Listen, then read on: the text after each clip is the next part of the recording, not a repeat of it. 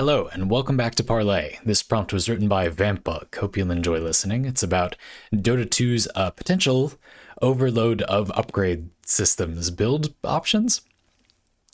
Vampbug begins about 2 months ago. The Dota 2 community was excited about a big upcoming patch. It arrived with a medium amount of gameplay changes to shake up the competitive scene, some skins, some story, and some Battle Pass-esque mechanics, you know, the expected stuff. I personally played a lot for a week or two, but got busy and didn't pay attention until 3 days ago. I saw a new patch announcement. Guess what? They added a choice between 2 to 5, but usually 2, medium-sized passives on all 124 heroes, and also gave all of them an additional passive ability they all start with at level 1. Just a big old gameplay shakeup. A lot of characters were functionally reworked. This has happened before in Dota, actually. Dota has a talent tree system as of some years ago, where you pick between 2 medium impact choices 4 times during a match. People who play League of Legends poke fun at the fact that some characters there have more text in one of their abilities than other characters have in all 4, but with the combination of their unique talent trees and the newly upgraded hero facets, each Dota hero sure has amassed a lot of text and granularity. How do you feel about all of this? Surprise major build systems in ongoing games? All the rest of what you can think of as well. Thank you.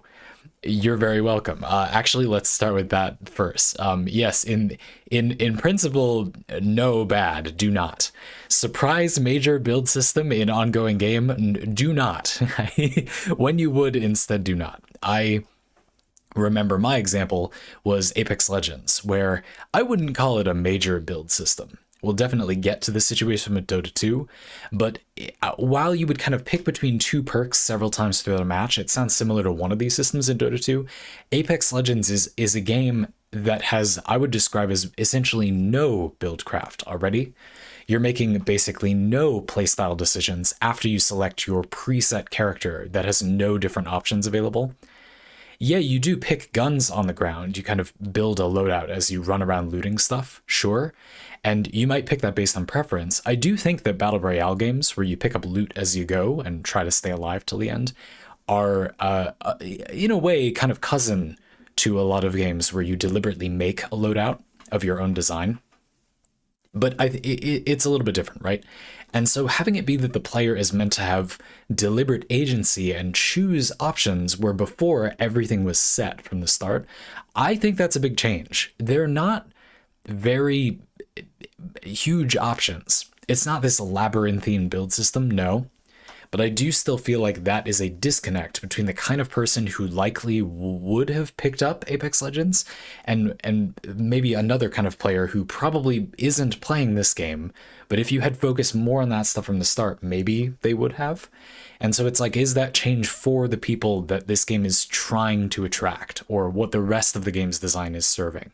I feel like no, it benefits a lot from being a more streamlined experience where everything is kind of cleaned up by the end of the match. You do pick the upgrades during gameplay. It's not the worst thing ever. I'm just saying I feel like it kind of clashes as a design idea. Now, Dota 2, I haven't played at all, but I've played a lot of League of Legends and a lot of the original Dota, and I'll extrapolate that it's somewhat similar. These are games that are already closer to being a build-making experience. So while it sounds like this is a much more major addition to Dota 2 than that thing is in Apex Legends, Dota 2 is also more of a game where you make decisions like that already. There's a little bit of a concern that, I mean, it is still, you kind of pick a ready-made hero, but if it has the thing from League of Legends where you level up skills as you level up a bunch of times during a match and you pick a skill to level up as you go, you're already making decisions like that. And so it's adding another decision, sure, and the number of decisions the player makes from, a handful to 50 certainly does change how a game feels, but not as drastically as adding build choices at all to a game that had none, sure. So I don't know. I mean, I don't think the way you said it was so savage, and I think generally no, not a good idea. Surprise major build systems in ongoing games ? Is the title of my new autobiography. But but in this case, it seems like Dota 2 has the DNA, if you will, of a game where it kind of makes sense to add something like that. Of course, the type of decision making also kind of matters. But Dota 2, if it has anything like League of Legends and Dota, already has many of the types of decisions you could make. For example, are these passives that you choose between, are they being added to create counterplay, variants of an existing playstyle option, a hero, like subclasses? Are they added as ways to adapt to gear or random upgrades that you get? Again, that's kind of similar to counterplay, but more on your end, I guess. Did they let you adapt to fill a role your team is missing? Sort of counterplay with your own, probably public queue teammates, right? It could be a lot of things, but Dota 2 already has systems that do all of those things.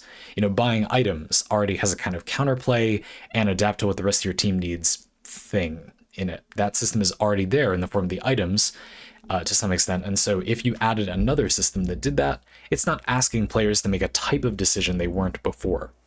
It would be troublesome if a game added options like this that were meant to be like you choose counterplay, but the game didn't have any decision points like that previously. You attracted a kind of player who kind of tests their luck with whatever they have, and then suddenly swap to, oh, just kidding, actually a major way you can gain an advantage is by thinking about your opponent's playstyle. That's really different. It reminds me a little bit of Magic the Gathering, where a lot of players who play Magic have not played with sideboarding very much. You know, sideboarding is something that I think, this might not be true, a lot of players do only in tournaments, basically, or in sanctioned events. Sideboarding in Magic, for folks unfamiliar, you're generally playing best of 3, and after the first match, in which you must use your, stated main deck list, you can pull from a pool of cards that you also have to, declare before the beginning of the match, a set pool of cards, kind of a mini side deck. This is usually about a quarter the size of your main deck. So you bring a 60 card deck, let's say, and your sideboard is 15 cards. You can swap in and out cards in your sideboard with your main deck. This can potentially change the cards in your list for game 2 and 3 quite a bit, especially because Magic decks have land. And so if your deck is a third land and your sideboard is no land, because those lands are just meant to run your deck whatever form it takes, or very few land, that means of your 40 cards left in your deck that are non-lands that you might swap out, you can swap out 15. If you were to swap out quite a few, you can swap out like a quarter to a third of your deck. It's a big difference. And of course, best of 3, and you play only the first game before sideboarding, you play more games sideboarded, post-board, than pre-board. It's a major aspect of the game if you play using a sideboard. Magic Arena has this queue where you just play best of 1. That is so different than playing normal Magic. That's okay, it can still be fun, but I really do feel like a lot of the kind of meta frustrations in Magic Arena at certain moments in standard format have been because certain cards are very fair, but only if you can sideboard against them. That's not particularly a problem, but only if you can sideboard. And so not including that, that's a major pillar of the game gone. There are various ways you can have fun playing Magic in a way that gives you the sort of adaptable counterplay of a sideboard without sideboarding, but just doing best of 1 one-on-one and having no sideboard is not one of them. There's no sideboarding. I think that multiplayer Magic can often have a sideboard-like cadence. You can design decks to have a sideboard-like experience. A toolbox deck or a deck with a lot of tutors can often feel like it can sideboard on the spot, which is, yes, good, very fun experience in my opinion, but you can see how that's a very different kind of gameplay experience. Subtly removing the option to kind of pick things based on your opponent's strategy makes different kinds of strategies much better. A strategy where you kind of play solitaire and pretty much ignore what your opponent's doing and just kind of take your chances. If they don't have the thing that stops your strategy, you just win and your opponent isn't even there. You might as well just be playing by yourself. I mean, that's fine if people enjoy that. We can agree it's a very different activity than playing a game of, mastermind against your opponent that is trying to break your deck and you're trying to break their deck, and etc., right? And so I think that Dota 2 is insulated, one, because it has build decision type systems in it already, in a way that my Apex Legends example, it just kind of doesn't, I don't think. And 2, because many possible types of decisions that you'd make for your build are already in Dota 2. Again, the example, like, a lot of people play Magic without sideboarding, so you can't just assume that they would enjoy, like, suddenly switching to sideboarding. That's a very different skill, in my opinion. It's a lot of fun to me. I think it's a core part of the game. I think the game is designed for sideboarding, but many people do objectively play without sideboarding, so okay. But Dota 2, you kind of don't. You could not consider what your opponents have when you pick an item build, but like you can as well. You know, you could just click tab or whatever and see what their items are. So I mean, I assume you can. In League of Legends and Dota 1, you could do that. It also reminds me of there's this tower defense game called Legion TD2 that I enjoy from time to time. And the gimmick of the game basically is that you and an ally are defending 2 lanes that your opponents attack by buying mercenaries, basically to make it harder to defend your tower. And you do the same. You send mercenaries with the money you earn at your opponents to try to break their defenses at certain key points. A key aspect of doing well in Legion TD2 is balancing the time you spend calculating what would be good defenses for you and time looking at your opponent's defenses to understand what kind of mercenary they do not want you to send them, and thus what will break their line.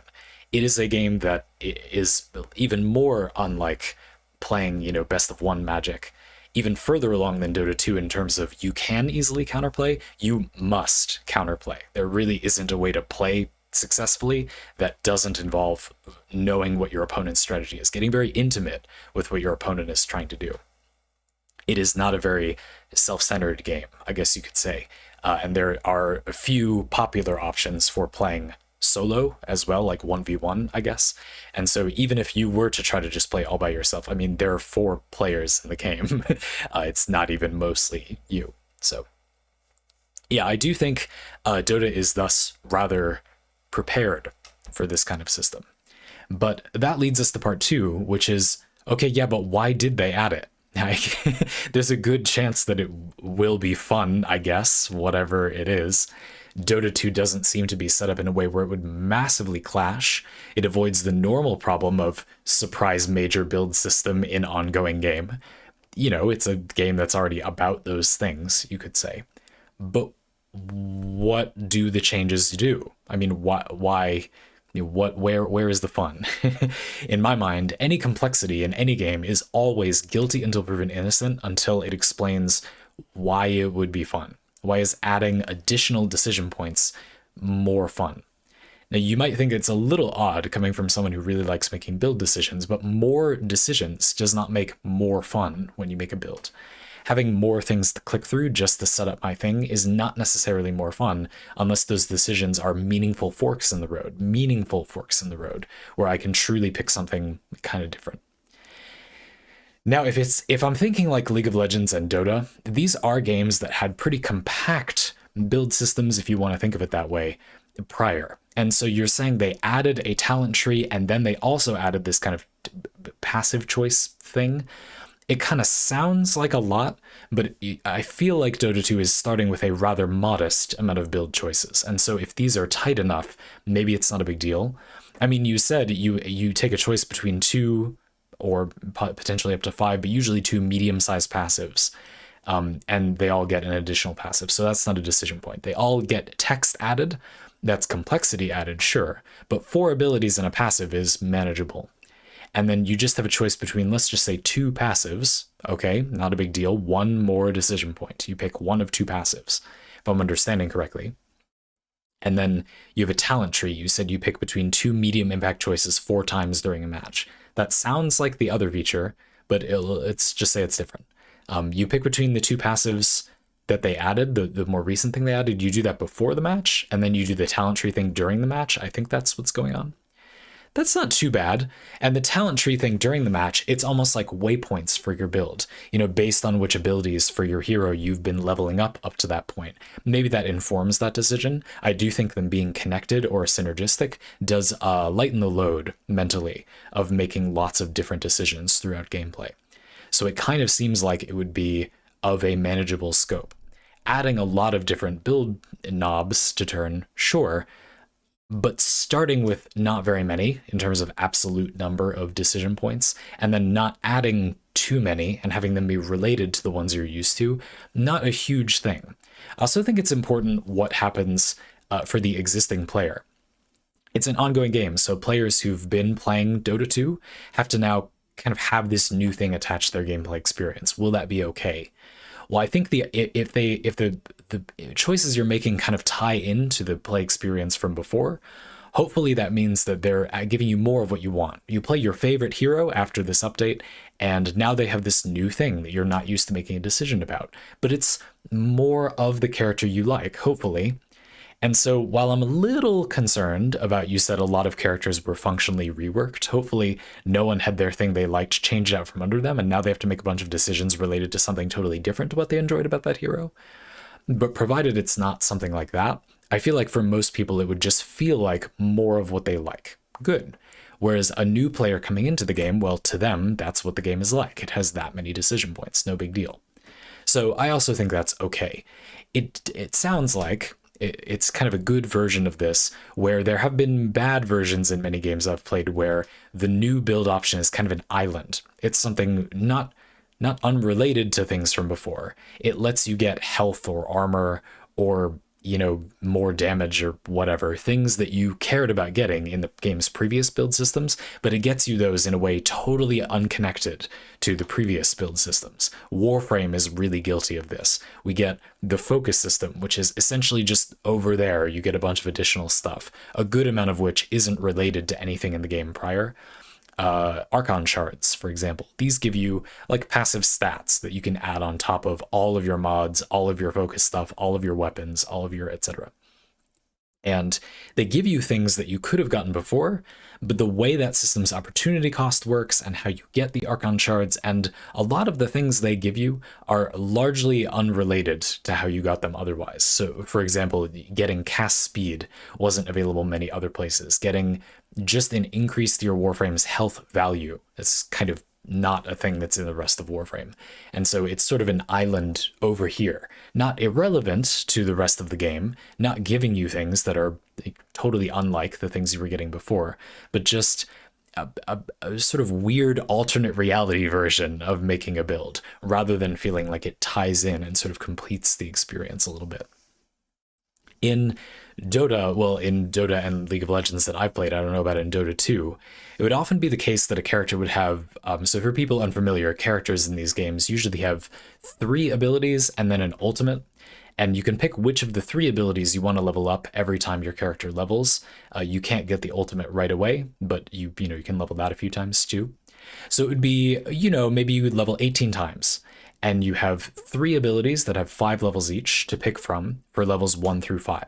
Maybe you level ability 1 5 times. Maybe you unlock all 3 abilities and then level ability 2 up a few more times. Maybe you unlock all 3 abilities and split your levels between ability 1 and 3, whatever. And then at level 6, you unlock your ultimate, or you could choose to put that off if you wanted. And you keep going. You might emphasize some abilities over others, and then the way it worked in League of Legends, as I recall, is that by the time you hit max level for that match, all your abilities are leveled all the way up. So for most of the match, you're emphasizing some parts of a character's kit and not others. And you might do this based on your lane opponent, whatever enemy hero you're fighting against. You might do it based on preference or your playstyle. You have in mind some items that will synergize with a certain ability being stronger earlier. Maybe it's kind of a counterplay thing. You want to sort of trick your opponent into thinking you have this, but you're actually going to use that. Maybe you even save up points and suddenly do much more damage than they expected or something like that.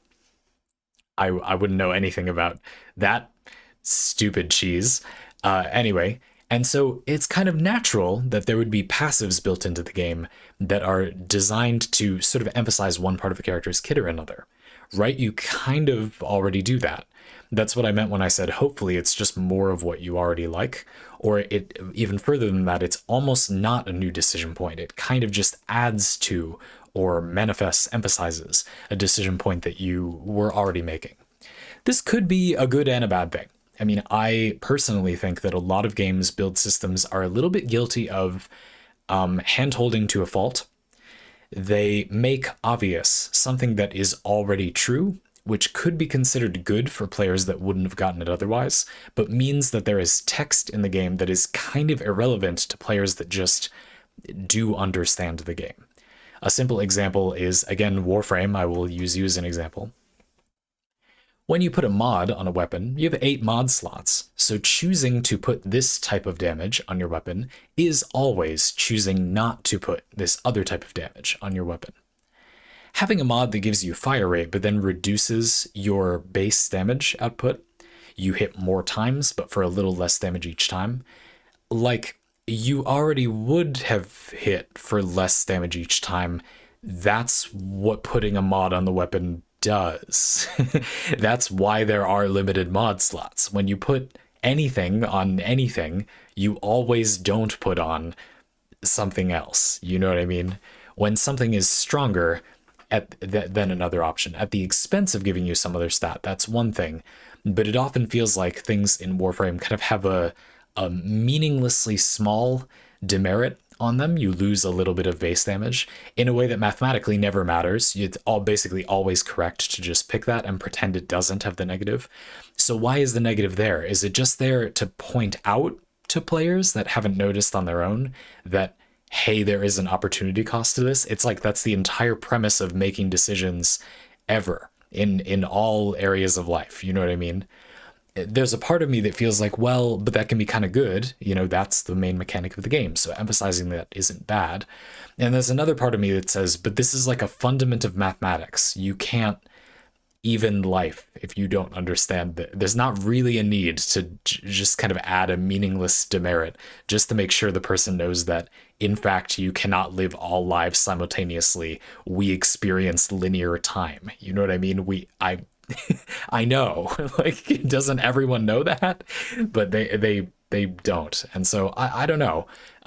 Basically what I'm getting at is that in Dota 2, these talents may be things that are so in line with, you know, if you emphasize your burst damage ability instead of your mobility ability, like no shit, you're going to have more burst damage. And so if the talent just gives you more burst damage and it points out to the player, hey, you could be emphasizing your burst damage. It's like, that's the entire premise of being able to pick which ability you level up. I feel like that, it doesn't sit great with me. It makes me think, can't we tutorialize and then just make the game feel more elegant by making that implicit, or that just kind of happens by you, again, leveling up certain abilities more? I don't like when, it's not exactly win more, but when a new build decision is added, but it only serves the purpose of further emphasizing something you could already emphasize. Basically, it's even more fuel for an adequately fueled line of play or archetype. I guess another example would be in Magic the Gathering, I used to feel like a lot of archetypes for creatures, type-based decks like merfolk or goblins, would often have what the Magic community often calls a lord. This will be a creature that is of a modest size themselves, usually, but they make all of your goblins or whatever have more stats. You know, they buff the group. These are generally stronger when you go wide or attack with a lot of small to medium creatures rather than a few larger ones, but they have their weird applications. And some lords and some types of creatures, design space is more or less focused on more or less creatures, sure. And anyway, for a while, for a lot of archetypes, there weren't very many lords, or there weren't very many good lords.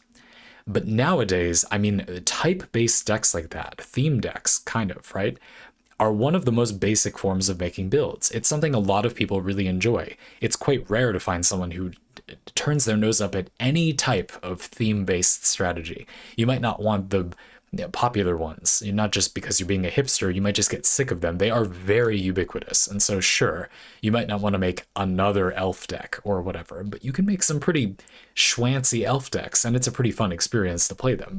But anyway, you could see how you could get bored of that, sure. But my point is they're very popular, and so we accumulate a lot of lords for the big creature types. In Magic, you could say for each color, there's kind of a signature creature type. Black would be zombies, I guess. Blue, merfolk, I suppose.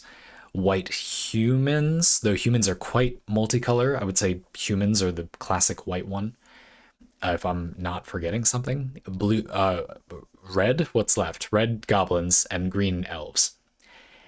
Merfolk and elves and goblins have a lot of lords. Like, you can easily make a deck that's all lords, to the point that not only do you already have choices for which ones you put in your deck, you're not going to run all of them for these archetypes, because you quite literally won't be able to fit every single one that exists in your deck, even if you played only one copy of each. You not only have choices already, among those archetypes. The new ones are such granular adjustments from the other ones that it's kind of ridiculous. Like for Merfolk, I feel like you can currently pick a lord that is essentially any numbers you want. You want 2 mana that gives everything 1/1. Great. How about that also gives them a keyword like Island Walk? Yep, we've got that too. How about one that isn't as much blue mana? Yep, you can do that. You have to pay for the Island Walk. You don't get the Island Walk anymore. You want one that makes some creatures just unblockable. Don't want to deal with the island thing, but otherwise it's basically the same as the past 3 cards I just described. Yep, they have that as well. How about one that's 3 mana but has more of an upside? Yep, got that. How about one that affects your opponent's creatures but is from 15 years ago and thus has a retro vibe to it? That doesn't matter at all, but that does exist if you want it. Like, that's enough. We don't need any more. There's no need for more granular design options. I think granularity is usually bad. That's my opinion.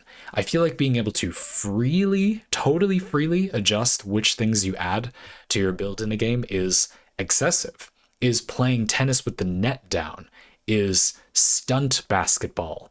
Not unfun, but not the same activity as making a build. It's a sandbox experience. Again, not bad, but not the same as the kind of tennis with the net up. I need to use these restrictions to make some creativity. There are meaningful opportunity costs because I cannot freely manipulate time and space within the game. I think it's different. And so I also think to some extent that the tight restrictions of characters' kits in League of Legends, in Dota, often led to them feeling distinct. Giving them too much granularity also risks pushing them closer together. In my notes, I have this thing that says, variations on playstyles, but there are 124 heroes, question mark. It's like you could be adding more variety. I said subclasses before. You add a passive and then your hero has, 2 subclasses to pick from, right? But at the same time, there are 124 characters. Do you need subclasses? You see what I mean? Or I remember in Arcade, a game that has one of my favorite class systems of all time. There are basically 10 classes, and a character is built of 3. You pick 3 at the same time. And the abilities all have hard-coded synergy together, as well as, of course, emergent benefits. So, for example, if you picked like the rogue class and the wizard class, a few spellcasters, but like the stereotypical wizard flinging fireballs and ice and stuff, I don't know, and a rogue, like an acrobat-y rogue. There was this thing where if you did the rogue's backflip ability, which they would use to disengage from being in combat too close if things get too hairy or their opponent's too tanky, if you use the backflip ability and you are the wizard class, that specific wizard class as well, those 2 abilities, the backflip ability and the fireball ability, were hard-coded to interact, and you could throw a set of quick little fireballs with no cast time after doing it or as you were doing the backflip. I mean, being a wizard and being a rogue already has synergy. Just being able to stealth and getting some movement utility when you are a squishy wizard that largely has to stand still to cast spells, like those have some emergent or organic synergy already, but they also hard-coded in some kind of set synergies, which was pretty cool. It meant that of the 100 some, that's why I thought of it, like around 100 some combinations of 3 different classes, every single one had a unique name that would pop up when you assembled your 3 class choices, and they all had unique kind of game mechanics or combos hard-coded in that you simply could not do with other abilities. I remember another one that was pretty cool that was like there was a warlock or kind of sacrifice themed character class that would impale enemies on spikes. It's a light damage crowd control skill. And then there was an ability from, I don't remember what other archetype, but like a wizard, another spellcaster, that was basically you can kind of gore someone on the spike. You can, make it hurt them even more. If you hit them with this ice crystal attack, or I don't remember what it was, while they're impaled on those spikes from that warlock class, they would take damage over time. Those abilities simply don't do damage over time unless you are that combination of characters. Obviously, having crowd control while you're a squishy wizard is blah, blah, blah, blah, blah. They have some synergy anyway, just the concepts have synergy. But they also had some unique claims to fame. It was a cool system.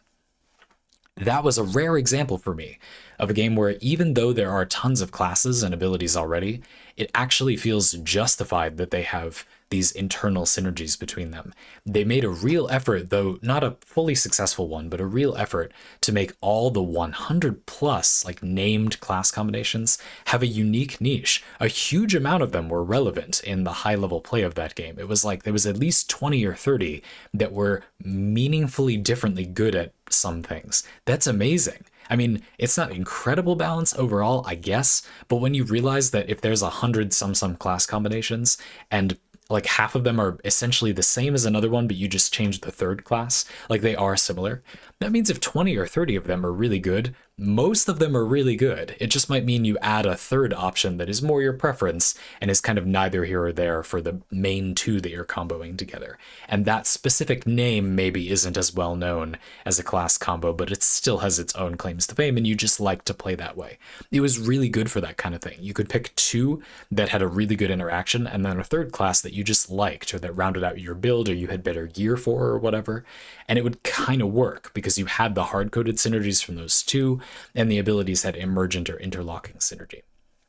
That was, though, very, very difficult from a design perspective. You know, that must have taken an immense amount of work to make even remotely coherently balanced. And it wasn't perfect, but it was shockingly well balanced. I had a lot of fun switching between classes all the time. Spent a lot of money respecking in that game. A lot of money, probably more than anything I've ever played before. But I mean, that took up a lot of design space. It's very difficult for me to imagine that 124 meaningfully distinct characters in a game that has as relatively limited gameplay as a MOBA, multiplayer online battle arena, where you're driving up the lanes and destroying towers as you go to destroy the enemy base in a 5-on-5 football chess, it's been described as, if you're not familiar with this type of game, but you can look up some League of Legends or Dota 2 gameplay. It's hard for me to believe that within the somewhat limited design space of a game like that, all 124 characters feel justifiably more unique in 2 or 3 more ways when you add passives like this, rather than feeling like you can just make 20 of the characters like another 20 of the characters. So I don't mean to, I have no idea. Maybe they are. Maybe they did awesome. It sounds cool. To be honest with you, I kind of want to play Dota 2 now that you said it this way. Because more buildcraft in my League of Legends sounds like good enough that I might still be willing to play League of Legends, commit that atrocity upon my brain. I mean, not League of Legends, but it's not that dissimilar, right? The format of Dota multiplayer online battle arenas is pretty toxic. It's pretty impossible for them to not be toxic, but one could turn off all chat or cover it with a sticky note, perhaps, and then just, I don't know, experience the game's build systems. It's free, right? But aren't I going to have to spend forever unlocking stuff? I don't know. Maybe I'll try it. The point I'm trying to make is maybe it's really good, but I have some concerns about widening design space in that way. Again, I go back to my original question for section 2. But why did they add those different options? In Magic, why did they add like 50 Merfolk Lords that are all practically the exact same card, but just like a bit different? There are some format related reasons, like people who play Magic, I know, kind of, but also, you know what I mean, it's getting a little weird. And a lot of them don't have that justification. It's not just because they wanted to reprint one in Standard that's balanced differently every single time. It's a little weirder than that, I think. Why is it so good? Is it perceived as being so good to just add more variety? It might briefly be worth talking about a few things about that, even though it's a little far afield from this Parley's topic. That's most of what I have to say. But yeah, I mean, it's worth considering that a lot of people consider complexity a good in and of itself, which it isn't. Making things overcomplicated is not good. It doesn't make you better or smarter or whatever. It's not like worth your time to invest thoughts into something just because it is complicated. That's a good reason to not invest your time into it. And I think that people really have a tendency to handwave complexity. Like if a game has a lot of options, they say, oh, it's complex, therefore it's deep. It's not, though. Usually those are the less deep systems.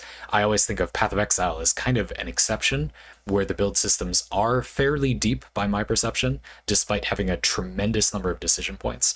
But much like a recent Parley from True Parley Grandmaster Food, I am recalling the subject of having boxes to check, things that are good in the game, and slots to fill, basically ways that you can make build decisions. If you have a lot of slots that you can fill, you can check boxes quite freely. There's not like meaningful opportunity cost if you could just put whatever you want in the build. More decisions usually leads to a less deep game, an overcomplicated game that does not channel that complexity into meaningful depth and fun. Again, I feel like for Dota 2, the reason I'm optimistic, without knowing anything about the game, is that there aren't that many decisions to begin with. I feel like there actually is an absolute-ish number. I hinted at this a little bit in that Mr. Food parlay I mentioned a minute ago, that you could maybe hot take a rough number of decision points that is like the correct number for most games. I would reckon that it is between 10 and 20 if you want a number. Gun to my head, it's around there. I feel like I've rarely seen a game that justifies having more or less decision points than that if it wants to be about making meaningful decisions. So in Dota 2, for example, how many might we count it as? It's a little bit tricky. I mean, is leveling up an ability a decision point every time? I feel like kind of no. It's a little bit difficult to quantify, which is why I made a kind of wide range, 10 to 20. If you spend your first 5 level up points, whatever, on your 3 abilities, and you're splitting them up, if you decide to max your first ability first, I don't think that every single time you put a level point into that is a separate decision point. You've decided one time to level that up to 5 before you do anything else. That kind of feels like one decision point to me. And so it varies, you see what I mean? Between 10 and 20, about. It's hard to believe you'd make a build where you'd make less than 10 decision points, especially if you count item choices, but also 20 feels like around the max. You make an individual decision every single time, we're talking high 20s maybe would be that number of decision points for items, leveling up abilities, these 2 talent-like or passive systems. It feels like the total point of decisions is around high 20s, maybe close to 30. And I feel like that's about the limit for a lot of people. It's just hard to manage, I think, for most. I made the point that it's still a bit of information. Even if the decision is very small, level up this ability over that one, it's still like the number of people you can acknowledge as individuals as a human being. You are still taking up a slot in the RAM in your brain. I don't know. I do think that matters. There's sort of only so small a decision point can be in terms of taking up mental space. And so I do feel like there is a somewhat absolute number of a low number, but also kind of regardless of how small the decisions are, a low to medium-ish number, a dozen or 2 decisions, is about as many as you can do for the game to feel coherent. Like you can keep them all in your head, you comprehend the opportunity cost. It's not so open-ended that there is basically no opportunity cost or it's too much to keep in mind, and not so closed that you can't really assert any preference without your entire build being locked in the moment you do that. You pick that you like this one pet ability, and now to make the build functional, you must pick these other 5 things for the rest of your build because the game has very few decision points. It's pretty rare to find a game that has a very small number of decision points and yet feels like there is a meaningful opportunity cost, and yet you're still asserting preference. The game that comes to mind as an outlier on the other end of the spectrum, Path of Exile may be good despite many decision points. Pyre may be good despite very few decision points. I think the game does have a very compelling build system, even though there's like 4 decision points for a lot of your characters' builds. You could say the team overall has, like close to a dozen, I guess, but individual character talent trees in Pyre are tiny, like 1, 2, 3, 4, and then another set 1, 2, 3, 4 on the side, and that's it. You pick one item, that's the character's whole build, and you get 4 points to spend among those 8 talent nodes. That's very small. That's like, I don't think you could make it much smaller. But I personally think that's crisp and beautiful, not at all a negative thing, just very uncommon. I think it's usually more than that and a lot less than Path of Exile. And those games are outliers for doing so well with so few or many. So I don't know. I feel like maybe Dota 2 had toward the smaller end of decision points and has moved toward maybe the high-ish, medium to high-ish end of decision points by how it sounds. Again, I might have that totally off. I haven't played Dota 2, but if I'm understanding correctly. And so within that range, maybe good. You're moving around in sort of the comfy space of decision points. The decision points feel hopefully justified. I don't really have a way to talk about whether they add meaningful variety or make the heroes more genericized, more like each other. I don't see how I could talk about that without having played hundreds of hours of the game, but that is a thing I would wonder if I had played hundreds of hours of the game. Are we doing good? Thank you for this parlay. I thought it was a lot of fun. I am genuinely interested in playing a little bit myself too. If I get time, it may be on the list. But as I said, I'm a little bit on how toxic the game's environment can be.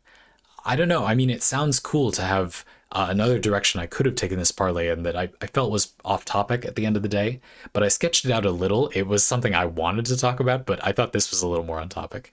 Is the idea of the way that multiplayer games, competitive multiplayer games, but multiplayer games have tension with lots of build decisions. They usually don't have them, and why? And I do feel like there's something in here about that, but I don't know enough about what kind of decision points these are, and so I thought it would be possible the entire parlay would be irrelevant to this particular subject. But that is something, maybe I smell that might be related on the wind, but I'm not sure. Somebody might have just farted. Anyway, thank you for the parlay. Looking forward to the next one. It was a lot of fun.